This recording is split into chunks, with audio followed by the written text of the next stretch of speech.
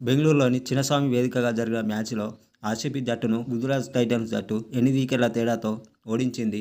ఈ మ్యాచ్‌లో మొహమ్మద్ సిరాజ్ 3 వికెట్లు తీసి రాణించాడు. అయితే గుజరాత్ టైటాన్స్ బెంగళూరుపై ఈ మ్యాచ్ గెలుపుతో పాయింట్ల పట్టికలో పలు మార్పులు జరిగాయి. ఆర్‌సీబీ జట్టు పాయింట్ల పట్టికలో 3 మ్యాచ్‌లాడి రెండిట్లో విజయం సాధించి గుజరాత్ జట్టుపై ఓడిపోయి మూడో స్థానంలో చేరింది. గుజరాత్ జట్టు 3 మ్యాచ్‌లాడి రెండిట్లో విజయం సాధించి ఒక మ్యాచ్‌లో ఓడిపోయి 4వ స్థానంలోకి చేరింది. ఈ మ్యాచ్‌లో ముందుగా బ్యాటింగ్ చేసిన ఆర్‌సీబీ జట్టు నిర్ణీత 20 ఓవర్లలో 8 వికెట్లకు 169 పరుగులు చేసింది.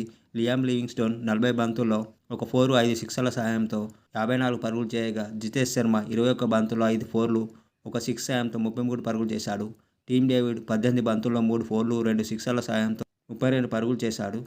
పవర్ ప్లేలోనే 4 వికెట్లు కోల్పోవడంతో జట్టు కష్టాల్లో పడింది. ఇట్టి పరిస్థితుల్లో జితేష్ శర్మ, లియామ్ లివింగ్స్టోన్ దూకుడుగా ఆడి ప్రయత్నం చేశారు. జితేష్ శర్మతో పాటు టామ్ డేవిడ్ దూకుడుగా ఆడి స్కోరును అందించారు. గుజరాత్ టైటాన్స్ బౌలర్లలో మొహమ్మద్ సిరాజ్ 3 వికెట్లు తీయగా, సాయి కిషోర్ 22 పరుగులిచ్చి 2 వికెట్లు పడగొట్టాడు. అర్షద్ ఖాన్, ఇషాంత్ శర్మ తలో వికెట్ తీశారు. అనంతరం గుజరాత్ టైటాన్స్ 17.2 ఓవర్లలోనే 2 వికెట్లు కోల్పోయి 170 పరుగులు చేసి సునాయాసంగా విజయాన్ని అందుకుంది.